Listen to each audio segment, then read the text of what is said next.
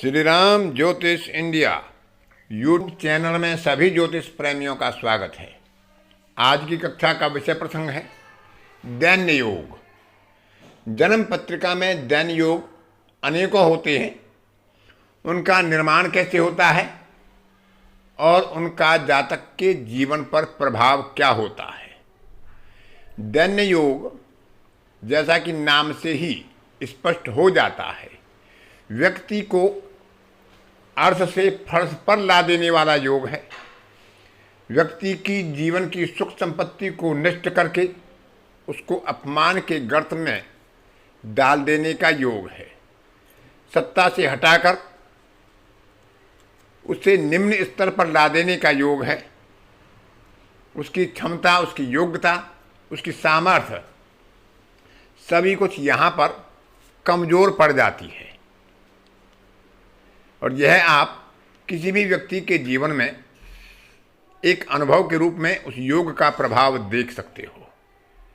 विशेषकर उन ग्रहों की दशा अंतरदशा में जो ऐसा योग बना रहे हों या उनसे षडाष्टक स्थिति में बैठने वाले ग्रहों की दशा अंतरदशा में, और विशेषकर जिनकी दशा अंतरदशा हो उनका भी संबंध आपस में द्विद्वादश या षडाष्टक योग का बना रहा हो।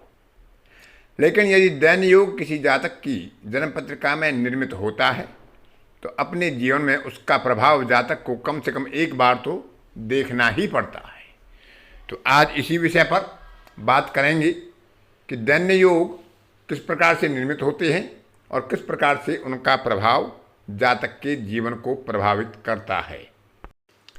त्रिक भाव के स्वामी अर्थात षष्ठेश, अष्टमेश और द्वादशेश यदि अपने इन्हीं तीन भावों को छोड़कर अन्य किसी के साथ स्थान परिवर्तन का योग बनाते हैं तो ऐसे योग दैन्य योग कहे गए हैं। क्योंकि ये तीन भाव हैं त्रिक भाव, इनके अलावा 9 भाव और होते हैं। तो हर ग्रह किसी भी भाव के साथ परिवर्तन कर सकता है, तो हर ग्रह को 9 भावों के साथ परिवर्तन करने का योग बनता है। इस तरह से 9 योग षष्ठेश के द्वारा, 9 योग अष्टमेश के द्वारा और 9 योग द्वादशेश के द्वारा निर्मित होते हैं। और इस प्रकार से इनकी संख्या कुल 27 होती है। जैसे षष्ठेश का लग्नेश के साथ, षष्ठेश का धनेश के साथ, षष्ठेश का तृतीयेश के साथ, षष्ठेश का चतुर्थेश के साथ, षष्ठेश का पंचमेश के साथ, षष्ठेश का सप्तमेश के साथ, षष्ठेश का नवमेश के साथ, दशमेश के साथ और लाभेश के साथ यदि परिवर्तन होता है तो 9 प्रकार के दैन्य योग बनते हैं। इसी प्रकार से अष्टमेश और द्वादशेश के परिवर्तन के आधार पर योगों का निर्माण होता है। तो दैन्य योग में जो उत्पन्न जातक है, तो जब दशा काल विपरीत होता है तो ऐसे समय में जातक मूर्खतापूर्ण निर्णय लेता है, अपनी हठ पर अड़ जाता है और अपनी हठ के सामने, अपने मान सम्मान, अपनी प्रतिष्ठा के सामने उसे कुछ दिखाई नहीं देता और वह आवेश में आकर गलत निर्णय ले लेता है, जो उसके जीवन के लिए आगे आने वाले समय में एक दुख का और दैन्य योग का कारण बन जाते हैं। और अपवाद युक्त गलत कर्मों में, पाप कर्मों में जातक लिप्त हो जाता है। जो कार्य उसे नहीं करने चाहिए, जो नियम के विरुद्ध होते हैं, लोक के विरुद्ध होते हैं, तो ऐसे लोकापवाद की स्थिति से जातक कार्यों में लिप्त हो जाता है और उसके कारण वह अवमानना प्राप्त करता है, शत्रु से पराभव प्राप्त करता है, उसकी मानहानि होती है, सारा सम्मान खो बैठता है, अर्थ से फर्श पर आने वाला धन संपत्ति मान सम्मान से रहित हो जाता है, लोक निंदा का भागी होता है और उस समय में, उस कालखंड में उसकी हर कार्य में बाधा होती है। उसका कोई भी सही निर्णय उसे अच्छा साबित नहीं कर पाता है, उसके लिए लाभकर नहीं हो पाता है। उससे गलत लोगों की संगति प्राप्त होती है, वे उसे गलत मार्ग पर ले जाने के लिए उकसाते हैं और वह अपनी हठ के कारण, अपने स्वाभिमान के कारण उन गलत कार्यों में भागीदार बनकर स्वयं ही दैन्य योग प्राप्त करने का भागी बन जाता है। ऐसे योग में जो जातक उत्पन्न होते हैं, तो जब भी ऐसी दशा होती है जो उन ग्रहों की दशा अंतरदशाएँ हों अथवा उन ग्रहों से अशुभ स्थानों में बैठने वाले ग्रहों की दशा अंतरदशाएं हों तो वह उनके लिए घातक सिद्ध होती हैं। विशेषकर मारक और बाधक भाव का प्रभाव इसमें अधिक देखा गया है। उनके स्वामियों की दशा जातक के जीवन में अधिक बाधा पैदा करने वाली हो जाती है।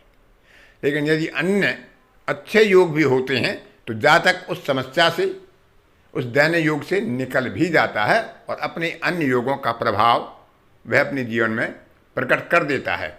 लेकिन दैन्य योग यदि बन रहा है तो एक बार व्यक्ति को अपने जीवन में दीनता का अनुभव करना पड़ता है। यही दैन्य योग का विशेष प्रभाव होता है। दैन्य योग का प्रभाव बहुत ही विकट और जटिल या भयंकर हो सकता है।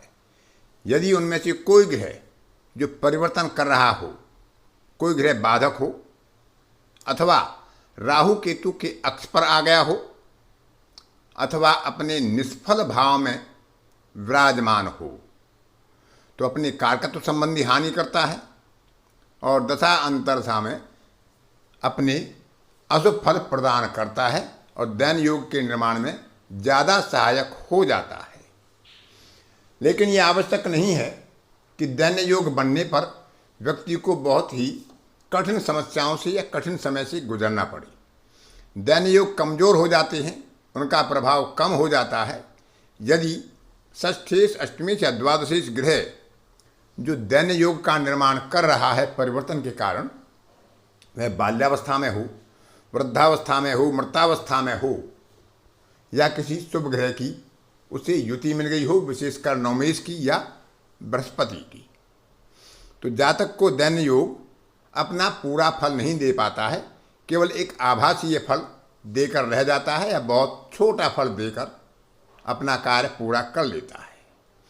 इसी प्रकार से त्रिक भाव के इन स्वामियों से जिस ग्रह का परिवर्तन योग बन रहा हो वह भी यदि बाल्यावस्था में हो, वृद्धावस्था में हो, मृतावस्था में हो तो अभी ऐसे योग के अशुभ प्रभाव में कमी आ जाती है।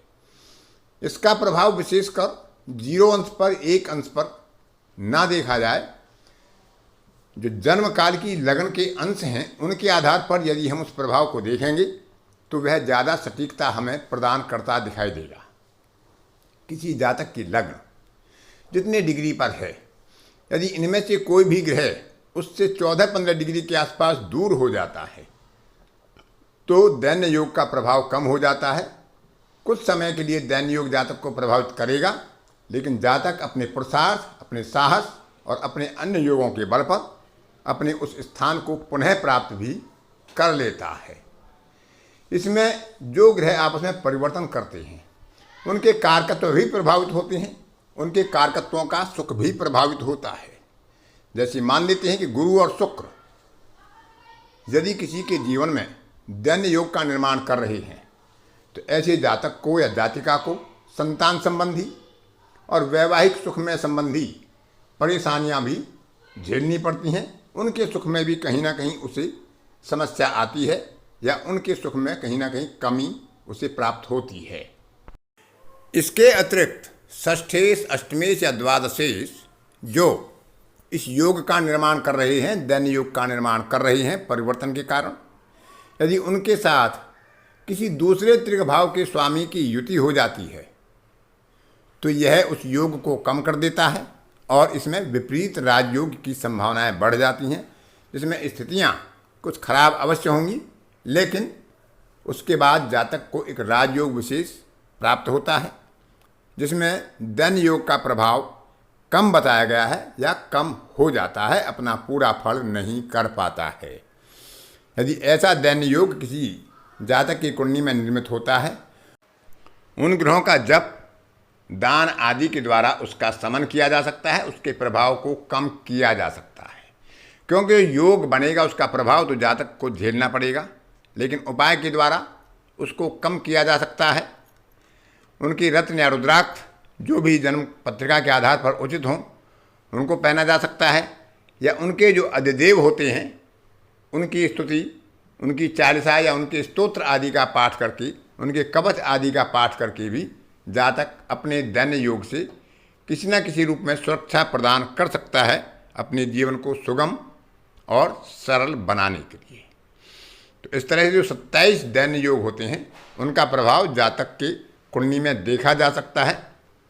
यह योग अच्छे से अच्छे और बड़े से बड़े राजयोग और धन योग को भी समाप्त करने में सक्षम होता है।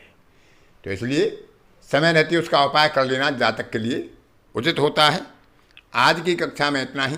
अन्य किसी कक्षा में फिर किसी नए विषय के साथ आपसे मुलाकात होगी। तब तक के लिए अपनी वाणी को विराम देता हूँ। धन्यवाद।